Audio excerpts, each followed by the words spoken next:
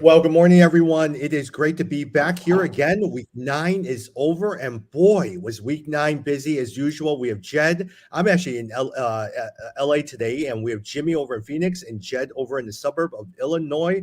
Welcome, everyone. Morning. All right. The one thing I would probably say again, nobody really wants to hear about your team, but I'm currently 3-6 in one of my leagues, the one that we've been around for a long time. I'm in the eighth spot. I'm frustrated because I could have won the last two games, but I keep playing the wrong person. This week I sat Christian Kirk and decided that I'm going to play Amon-Ra St. Brown. Well, Christian Kirk went and scored a touchdown and suddenly had 17 points. And then because of Robbie Anderson's constant uh, personal penalties, I lost a touchdown with DeAndre Hopkins, who Oh caught yeah, a last because minute because he touchdown. because he was offsides. He was Yes. offsides when he scored that touchdown. Yeah, I saw that. And if I had scored that touchdown, I would have won against my opponent by point 0.7 points. I lost by 7 points. I was so frustrated. And so now I'm 3-6. And here we are in number one. I love to pick your brain. My first number one draft. I have waiver wire number one. I have Justin Fields sitting there. And I know Jimmy wants to trade for him. Tom, actually, I they updated the waiver rankings. I'm number one now. Well, Yeah, if you look at it, the updated rankings, I'm number one. oh, I wonder Yeah, why. it's because the way we set it up, it's based off of the lowest record, and right now I'm the lowest record. So I'm number Interesting. one. So I mean, Jed, you will know, like we're at the point right now in the season where you got to make some drastic changes. If you're in last place and you want to get into the eighth spot for the playoffs, you got to make some drastic changes. Otherwise, you're stuck in the bottom. Yeah, exactly. I mean, that's why I made a trade with Kyle Pitts with Jimmy. I'm starting to, those people that you've been waiting on, to turn around things. Darren Waller's another one. Michael Pittman even lately has not been playing well. So some of these high draft picks that you spent, a lot of capital on, you've waited almost half a season. Now is the time to cut bait, and you got to move to the younger generation. I will say, you guys know in Walter White League that we're in, or the one league we're in together, the turn to the younger folks. So Travis Etienne, Kenny Walker, the Houston running back as well. I mean, that's kind of where you got to be thinking. You got to think forward to these folks who weren't drafted high, and that's how you can maybe turn things around in the second half. Yeah, totally. Yeah. Hey, by the way, number one, I just noticed that Jimmy, yes, has the number one. Oh man, that's why you just made me a draft pick or a trade offer. We have a stand trade offer for Jamar Chase, for Amon-Ra St. Brown, and Chris Ooh. Olave. That's actually so we're working on that right now. Yeah. Oh, that's interesting. 2 for No, 1. but Jed, you're right because like okay, this is a perfect example. This past week, I was really thinking about picking up Justin Fields on the waiver wire, right? And I've been looking at him, and I was like, no, I can't get away from Justin Herbert because I drafted him so high. You know what? I should have done it. Because you're right. Sometimes you pick these players so high, you don't want to give them up. But right now, we're in what maybe another 5 games into the playoffs. You're going to have to dump some of these players that have not up until this thus far have not done anything. Yeah, it's just like watching the stock market, right? When Yeah. you're doing your retirement account, you can't, even though you're invested and you're waiting on that stock, you're holding it, you want it to come back. At some point, you got to cut your losses and say, I'm going to use that capital Yeah. elsewhere. And so that's the Yeah. same thing. Yeah. Yeah. I Like agree. even for instance, a lot of times I base my entire draft around Cam Akers, J.K. Dobbins, Devontae Williams. Those are the three that I banked my thing on. Didn't work out. Last year was Antonio Brown. Didn't work out. And so a lot of times, all right, let's make some adjustments here in the middle of the season. Yeah. No, I agree. Yeah. With that said, my wife in our keeper league, how good is her team? Justin Fields is quarterback, Gabriel Davis, Justin Jefferson, Jamar Chase, Alvin Kamara, Ramondre Stevenson, and David Montgomery. And so that's a pretty good team for her. And Cordero Patterson is just sitting there on the bench. Hmm. What place is Yeah. she in? She's in first She's in place. first. Yeah. Okay, nice. Yeah. Justin Fields. Let's talk about that because there's two things I want to talk about as we start. Joe Mixon and Justin Fields. Justin Fields, I know Jimmy thinks he has high hopes. That's why he's picking up. Jed, do you think he's a real deal? Are you expecting, or eventually will you feel like defenses will pick him up and you won't see the production that we've been seeing? No, I do think he's the real deal. I mean, it is significant that he set the all-time rushing record over. If you looked at it, I think Mike Vick had like 5 of the top 7. Yeah, yeah, But the fact that he did more, I mean, and again, just like Mike Vick, like people didn't give Vick credit for his ability to throw, and I think that's the same thing with Fields. I mean, how many passes were dropped in that game, right? Like when you look to that Miami game, there were several first downs perfectly thrown. The wide receiver dropped the ball. So I am very excited. I think it is a harbinger of what to come. But for fantasy purposes, I do think it's tricky. I think it's hard to know, especially for this year. I think in a keeper league, yes, I think you want to draft him, you want to hold him. But for trying to get into the playoffs over these next, 3 to 4 weeks, I mean, on the other hand, it is you want to shoot for the moon, and I think he is someone who can do that. When he produces well, it could be very high. yeah. I mean, I kind of look at it and just say, look, I got Justin Herbert as a quarterback. I'll keep him as a backup. He's been averaging roughly about 20 points a game, and I'm in last place, right? I need something to if I can go with Justin Fields and he can score 30, 35 points on a weekly basis, that's 15 extra points that I have in one of my players that I'm trying to make up, especially with the Jamar Chase out. So I'm just trying to get out last place and make it to the playoffs. Yeah. Now, are you guys concerned by the very fact that he does have a great running ability, 178 yards, but he's still working on improvement on the throwing? And so a lot of times the Darnell Mooney, the Chase Claypool, and all that stuff may still not get it going. Well, I think I don't know. I mean, I'll give the Bears this, right? The Bears have never been known as the types of teams that adjust midseason, but they've adjusted midseason. They started off really being conservative with Fields. They tried to spread it out. They tried to push the running game. The running game is still doing pretty well, but what you've started seeing is they've really centered their offense now around Justin Fields, right? Mooney's gotten better. Komet picked up 2 touchdowns. And so if they can protect him and he doesn't get injured as he's running around, and they're giving him space to maneuver, I think he'll do well. Yeah. Jed, did you see, as Jimmy has a phone call, Jed, did you see what Mike McDaniel said to Justin Field on the sideline during the Miami game? No, I didn't. I missed He it. went up to him and just said, just stop it. Just stop it. Nice. So, hey, now let me ask you a quick question for both of you guys. If you're like Charlene, who does have Justin Fields as a pickup in a dynasty league, would you trade him? Would you keep him? It depends on what else she has, right? She's got, I mean, based off of what you had, she's got a couple good receivers. She's got Justin Jefferson. She's got Jamar Chase. For sure, you want to keep those two. I would say you want I also keep Ramondre Stevenson. And who's your other running back, Tom? Alvin Kamara. Yeah, Alvin Kamara, right? I do think that you would want, if I were her, I would seriously think about a Justin Fields instead of like an Alvin Kamara, depending on how many players you can keep for a dynasty league. But if you're going to choose Kamara and you can get some sort of decent players back, I would go for it unless you really feel like you need a Justin Fields to win this league. Yeah, yeah. Hey, if I were her, I would trade it for a Travis Etienne. I would trade it for a Kenny Walker. I would probably, if I got that offer, I should go for it. Yeah, I have a Travis Etienne. Etienne is amazing. He's been so good. Oh, yeah, yeah. Yeah. All right. Hey, also, Joe Mixon, how good was he? 5 touchdowns? Boy, was he running and catching in the absence of Jamar Chase. He was very, very good. But Jed, you still won against Jimmy, even though he had Joe Mixon. Yeah, that was very fortunate.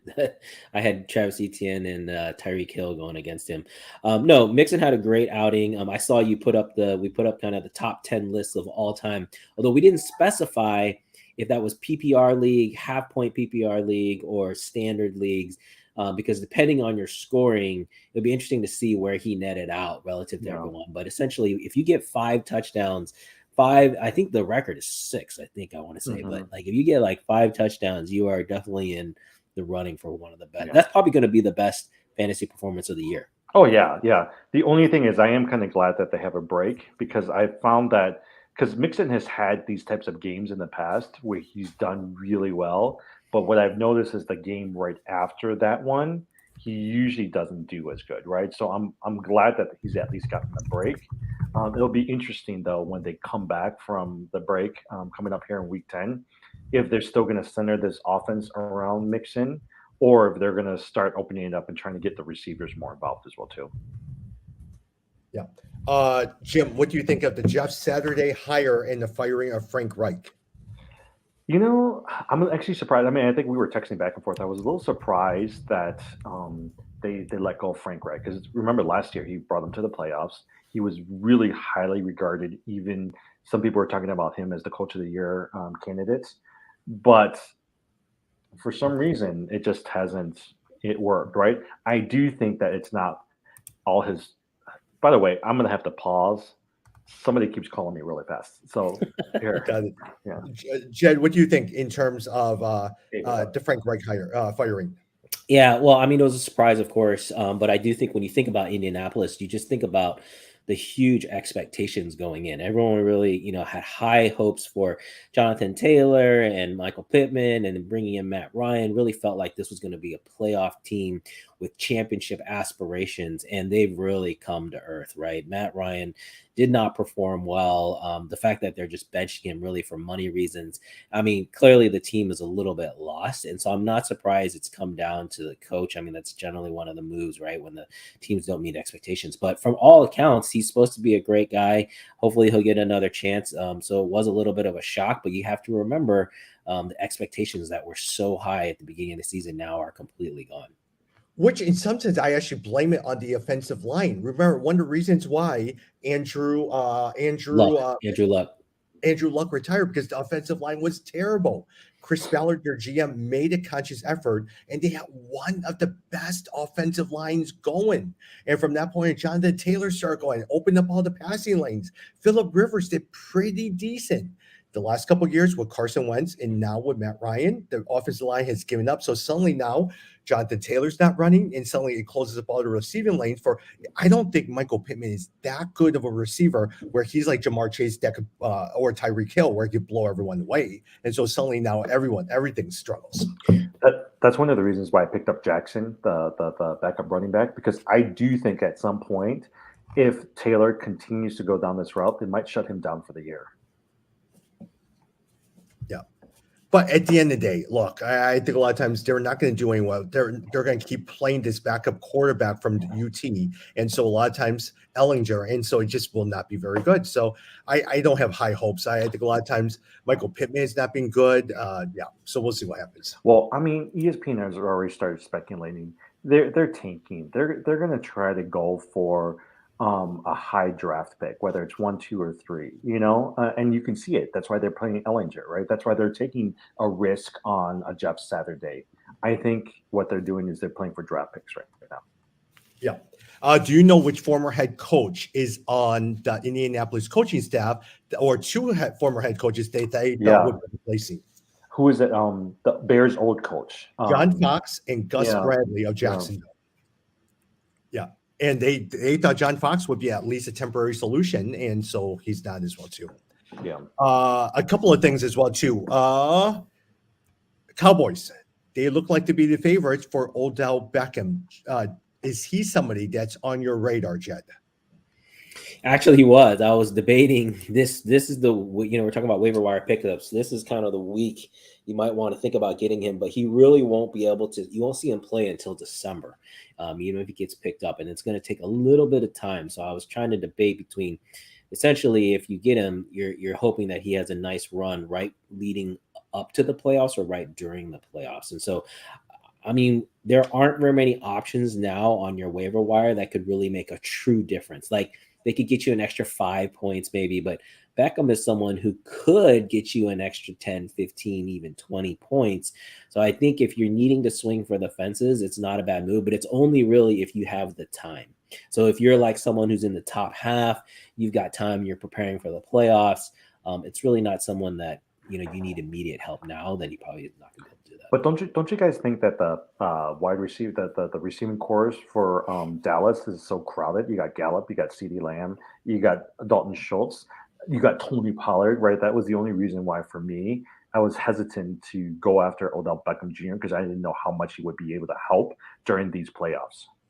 Yeah, that's a good point. Although I still think talent-wise, honestly he takes that true number one, which lets CeeDee Lamb slide into the number two, which we've discussed how really that's better suited for him. So I think he would still do enough to where he would get more of the share of the targets, even in that offense. But that's a good point. There's a lot of mouths to feed. And Dalton Schultz is another one you should take a look at. A lot of people have had him dropped off in the waiver wires, and he's done pretty well the last 2 weeks, and so not a bad person to look at. Jim, waiver wire pickups. Kenyon Drake. He ran for 24 times for 93 yards, 2 touchdowns. We keep going back to him as well as Gus Edwards. Yep. Gus Edwards. Yeah. What do you think of Kenyon Drake? Here's my thing is, like, I think he did well, but you can never fully trust these running backs for Baltimore. I feel like every week there's going to be somebody different. My guess is, right, like Kenyon Drake did well. Next week, you never know, that he might not do well as well, too. Isaiah Likely scored a touchdown yesterday at 32 yards receiving, but then you're also kind of looking at Mark Andrews coming back as well too. So I feel like the players for Baltimore are types of folks that you never trust. You can't really fully trust because of Lamar Jackson, how he plays. Yeah. That Isaiah Likely pickup that I had him, Jimmy, that was crazy. I didn't think that he would get a touchdown, but I think he only had 2 receptions and one was a touchdown. So. You know what? Okay, so what was funny about it? Because before you picked him up, this was the same thing with Khalil Hilbert. I was sitting there looking at him, right? And the only reason I was looking at him, I was like, should I pick him up so that someone else doesn't pick him up? And I was sitting there thinking about it. And then you know what? You picked him up. And I was like, shoot, I should have pulled the trigger. And that's the thing is I didn't need him. But sometimes I'm like, you want to pick up a player so that somebody else doesn't pick him up. Yeah, that's advanced strategy. If you match up against, the weakness of the team you're playing against and what they're looking to pick up, and you go and get the best player at that position. That's pretty smart. Because I was speculating. I was like, I bet Jed's looking at the same thing, and he might need a tight end. I should pull the trigger. But then I was like, okay, which players do I drop just for this tight end that Jed can't pick up? And that was the difference. That was the difference. Yeah, that was the difference of the matchup between us. Yeah, it was. Yeah. By the way, we didn't talk Friday as well, too. And in some sense, actually, Michael Thomas is once again out for the year with the dislocated toe. The New Orleans Saints continue to start Andy Dalton. Jameis Winston is recovered from his injury, he is healthy, but they continue to play Andy Dalton. For you guys, is there anyone that you guys like? Alvin Kamara had his lowest receiving yard here during the season since week 3. Do you guys even like Chris Olave because of this? I mean, I think they're a mess right now, and so I don't. I mean, I like Olave as a long-term prospect, but for immediate help, it's a tough situation.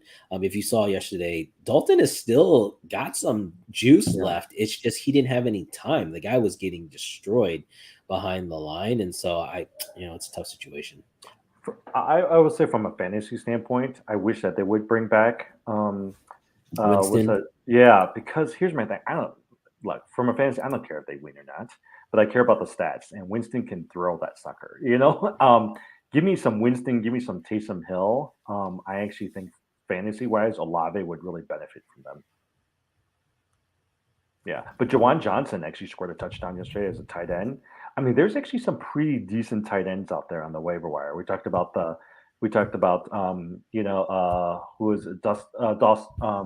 who is who's the Dallas Cowboy guy? Dalton Schultz, right?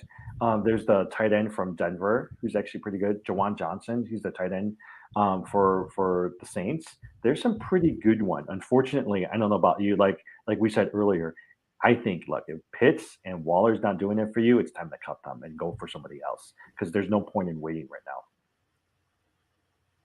By the way, one potential injury to watch carefully because if this comes true, he might be out for a couple weeks. Josh Allen being evaluated for UCL injury.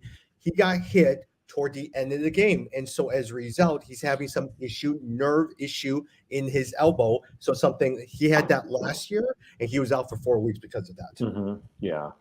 I was watching and they were saying that they're going to try not to put him on the IR. But what I've been looking at is, look, at least in my team, if I'm going to pick up with Justin Fields, I have Justin Herbert as a backup. If anybody really needs a quarterback and what do you call it? Josh Allen is out. I'm going to find a way to trade him and get some assets for my Justin Herbert. Yep. Side note, Jed and Jim, since we're both all Bears fans, which two former Bears did the New Orleans Saints sign most recently to their 53-man squad?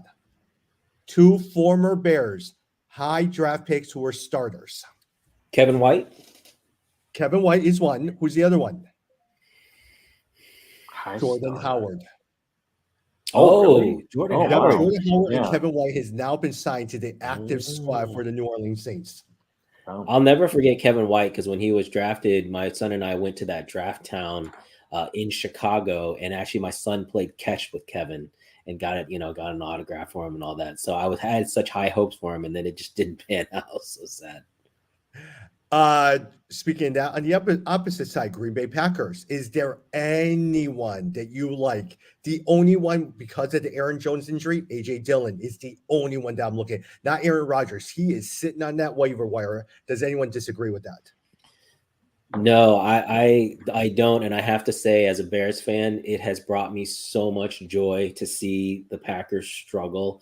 And honestly, every week I take the Packers loss over the Bears win at this point. Like, it is just great. See, I don't know if you guys saw the video of him going nuts on the sideline and getting upset, but yeah, they are trash right now. I mean, Romeo Dobbs, I dropped him. Like you said, Aaron Jones, I'm holding on. I'm actually benching him because of the injury. AJ Dillon's interesting, but they're so lopsided right now that defenses are able to just key in on that running game, and it's just really hurting them. Aren't you surprised by him? Because early in the season, they did so well using both Dillon as well as also for Aaron Jones, right? Like, they did really well. And I don't know what happened these last few weeks, but it's like they completely went away from the running game. And they have no outside Lazard catching a bunch of passes this past week. They had nobody else out there to catch for them.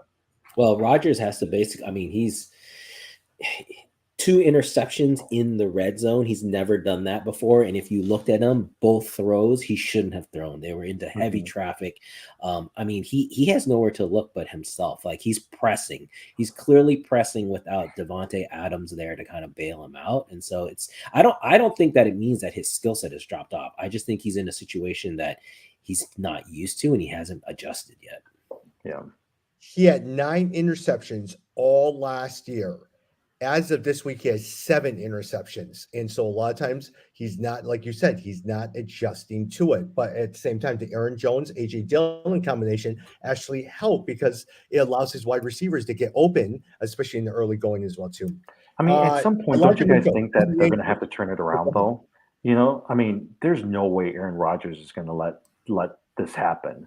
So there's a part of me that says they're going to have to do something. They're going to have to focus on the running game. So that's why I'm still at least hoping that between whether it's Aaron Jones or AJ Dillon, they're still at least fantasy relevant. Elijah Mitchell, designated to return from the IR. Are any of you guys interested in Elijah Mitchell with Christian McCaffrey sitting there? That's interesting. That's not a bad idea, although I'm actually more interested in the former 49er, Jeff Wilson Jr. Yeah, he really showed this weekend. I mean, he played well. I actually think he might be the number 1 guy there. He might be the better back than Raheem Mostert. So but that's an interesting one. Mitchell, McCaffrey, they're probably going to be a little careful with him and hopefully not, trotting him out there every single down. And so there may be room for Elijah Mitchell to have some moments. I agree with you. Jeff Wilson played close to 70% of the snaps this past week, and he was just supposed to be relegated to backup, right? But you're right. He was clearly the better runner and a better pass catcher than Raheem Mostert. What was surprising was Nyheim Hines. I was expecting him to be able to carve out more of a role in Buffalo, and that didn't seem to materialize. I think he had 0 points. So I didn't watch the game, so I don't know if that was just like due to the script, but it would be interesting. I was expecting Hines to have more of an impact there in Buffalo. Another play that we were talking about last week, Michael Carter. A lot of times we thought since the trade for James Robinson, he would do good, but James Robinson had 13 carries, 48 yards. Michael Carter had 12 carries, 76 yards, and 1 touchdown. I mean, you gotta give it to the Jets. They defeated the Bills. Garrett Wilson's had over 100 receiving yards. Zach Wilson looked pretty good. I wouldn't say Zach Wilson's like the best quarterback in the world, but they're going to make some noise going to the playoffs, especially coming off of this victory for the Bills. I was kicking myself for not betting on that game. So I have Yeah. not bet using the Yahoo app all season. I've been like withholding. But when I saw that the Jets were 11-point underdogs to the Bills, I was like, that is a lot of points. I didn't think they were going to win, but I was thinking, man, that is a huge spread. And then they actually went out and beat them. So that was pretty impressive. Yeah. I said, going to the LA Chargers, how disappointing is Keenan Allen? He's probably your third, fourth round draft pick. He has continued to be out with the hamstring. But Jordan Palmer, 8 catches, 106 yards. Gerald Everett, 5 catches for 36 yards. And did he get a touchdown? No, he did not get a touchdown. And then even DeAndre Carter, a lot of times 5 catches, 53 yards. But with Mike Williams and Keenan Allen out, Jordan Palmer is it. Yeah, Keenan Allen is old. I feel like the last couple of years he's missed so many games. That's why I don't want to pick him up. Even Mike Williams get injured all the time too. That's one of the reasons why when I saw Palmer on the waiver wire last week, I started picking him up because Justin Herbert throws so much. They need someone to help in terms of relieving some of the stress on Austin Eckler.